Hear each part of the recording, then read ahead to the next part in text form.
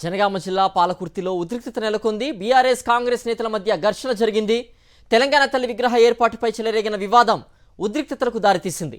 పాత తెలంగాణ తల్లి విగ్రహాన్ని ఏర్పాటు చేయాలని బీఆర్ఎస్ డిమాండ్ చేస్తోంది. అయితే కొత్త తెలంగాణ తల్లి విగ్రహం ప్రతిష్ఠించాలని కాంగ్రెస్ శ్రేణులు యత్నించారు. పోలీసులు బీఆర్ఎస్ నేతల మధ్య తోపులాట జరిగింది. దీంతో పాలకుర్తిలో భారీగా పోలీసుల్ని మోహరించారు.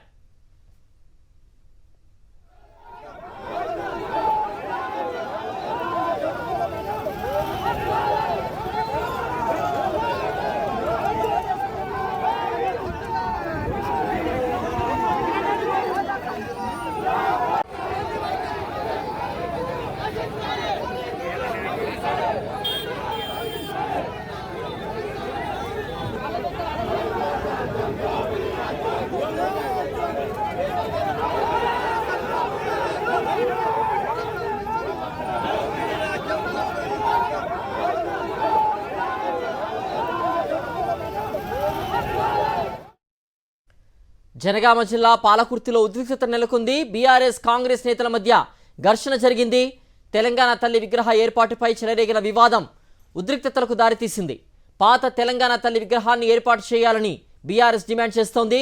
అయితే కొత్త తెలంగాణ తల్లి విగ్రహం ప్రతిష్ఠించాలని కాంగ్రెస్ శ్రేణులు యత్నించారు.